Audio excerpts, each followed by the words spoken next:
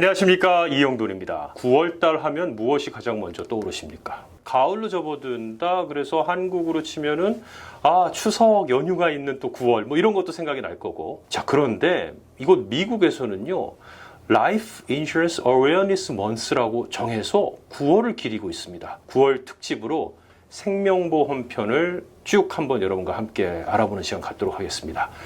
아메리츠 파이낸셜의 브라이언 리 대표랑 함께합니다. 어서 오세요. 네, 안녕하십니까. 안녕하세요. 안녕하십니까.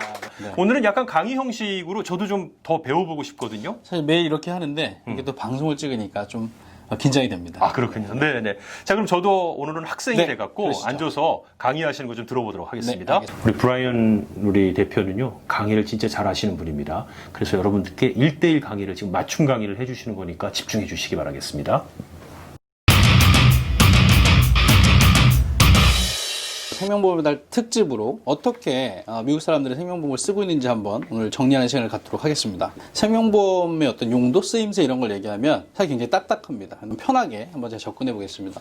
일반적으로 여러 가지 그 이유에서 생명보험을 쓰긴 하지만 오늘은 크게 개인적인 용도 한 5가지 정도, 그리고 여러분들이 알고 계시는 내용도 있고요. 또 내가 몰랐던 내용도 있으니까 한번 참고를 하시면 좋을 것 같고요. 두 번째, 이제 비즈니스 측면에서 그러면 어떻게 쓰는지 한 4가지 정도만 제가 정리를 한번 해보도록 하겠습니다. 우선 여러분, 생명보험 하면은 왜 쓰십니까?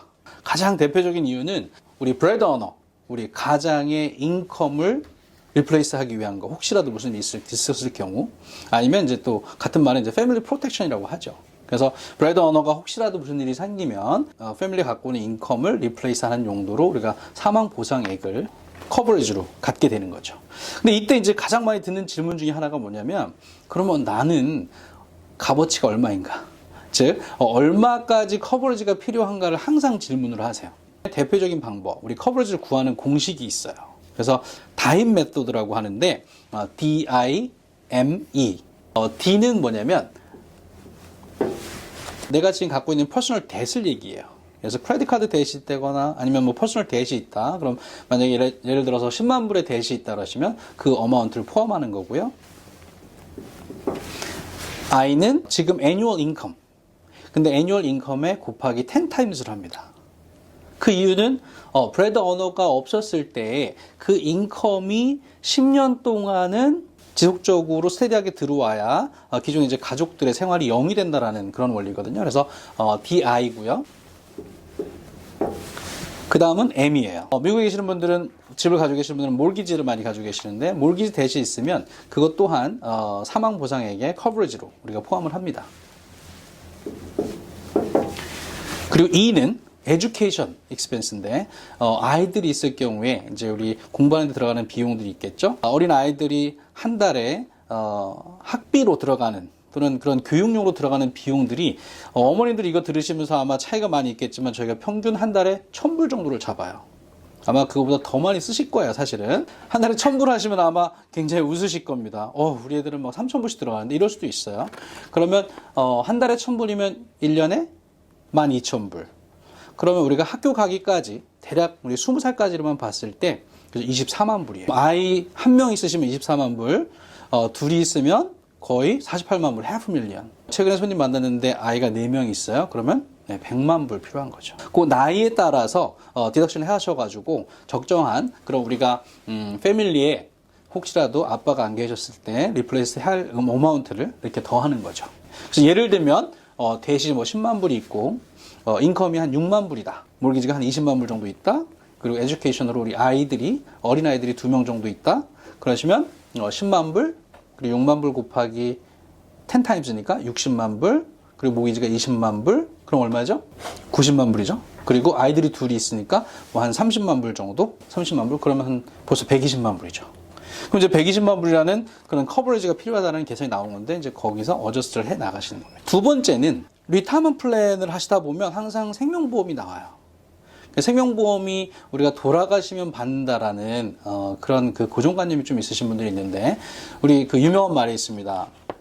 You don't have to die to use your life insurance. 예전과는 다르게 이제 생명보험을 쓰시려고 돌아가지 않으셔도 돼요. 그 이야기는 뭐냐면 생명보험에 저축을 하시는 경우, 네, 저축성 생명보험을 우리가 보통 얘기하는데 거기에 이제 캐시밸류가 저축이 되는데요. 그 돈을 언젠간 내가 쓰실 수 있어요.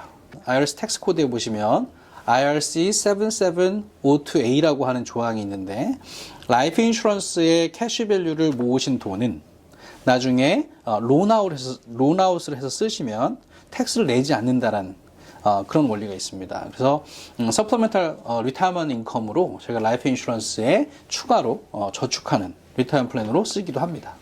그리고 세 번째는 특히 미국에 계시는 분들은 몰기지 프로텍션용으로 또 많이 쓰세요. 이런 건 저축성이 아니고 기간성, 텀 라이프라고 하죠. 뭐 10년, 20년, 30년 이런 기간에 맞춰서 예를 들면 모기지가 뭐 50만 불 있다. 근데 우리가 30년 모기지 갖고 있다. 그러시면 30년짜리 50만 불 텀 또는 그걸 또 기간에 따라서 낮춰서 스플릿해서 또 셋업하시는 경우도 있고요. 이렇게 몰기지를 프로텍션 하기 위해서도 라이프 인슈런스를 쓰십니다. 네 번째는 메디컬 익스펜스. 생명보험은 예전에 돌아가셔 받는다라는 그런 고정관념이 있는데 요즘에는 우리 장기 간호보험이라고 또 롱텀 케어라든가 아니면 다양한 메디컬 익스펜스를 커버하기 위해서도 생명보험을 사용하십니다. 그래서 아프셨을 경우에는 메디컬 익스펜스로 내가 커버를 받고 혹시라도 무슨 일이 생기면 데스 베네핏으로 가족들을 보호하고 그리고 혹시라도 안 아프시고 오래 건강하게 사시면 서플리멘탈 인컴을 내가 꺼내 쓰는 그런 기능을 하게 되는 거죠. 그래서 메디컬 익스펜스 차원에서 커버리지는 어떻게 쓰시냐면 생명보험에 롱텀 케어 라이더를 같이 쓰신다거나 아니면 요즘은 리빙 베네핏이라고 많이 쓰죠. 그래서 중병질환이라든가 만성질환 이런 것들을 커버하는 그런 생명보험 그런 옵션들을 같이 활용하시는 경우들이 있죠. 마지막으로는 에스테이트 플래닝이에요. 상속 플랜 하실 때 반드시 라이프 인슈런스를 쓰시게 되는데 여러 가지 방식 중에도 대표적으로 많이 쓰시는 건 뭐냐면 우리가 서바이버십 라이프 인슈런스라 그래서 어머니 아버님 두 분이 계시면 두 분이 다 한 나라에 가신 다음에 상속할 때 상속 세금을 커버하기 위해서 쓰는 그런 특별한 프로그램들이 따로 있습니다.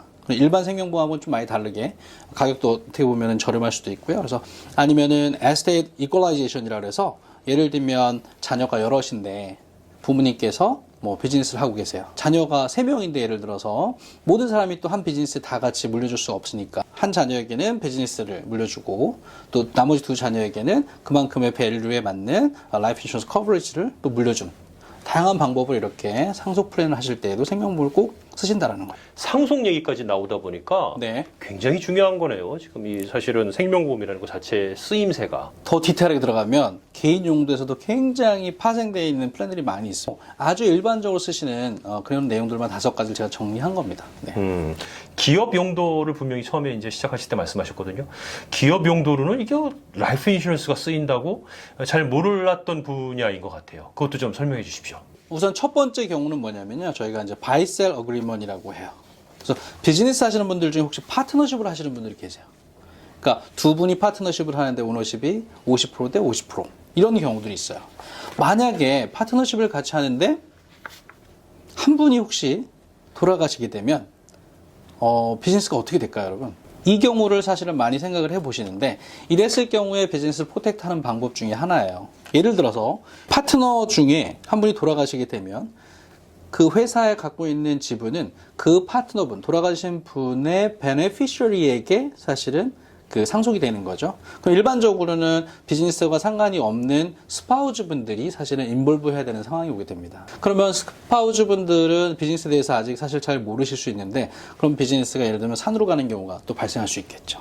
돌아가신 분의 사망 보상액을 회사가 받아서 그 돈으로 그 미망인에게 쉐어를 바이아웃하는 그 미망인의 쉐어를 바이아웃하고 100% 오너십을 제가 가져가면서 미망인은 그만큼의 베네핏을 가지고 회사에서 떠나는 이런 형태의 그 프로텍션 프로그램입니다. 동업하시는 분들이라면 무조건 필요하겠는데요. 그렇죠. 네.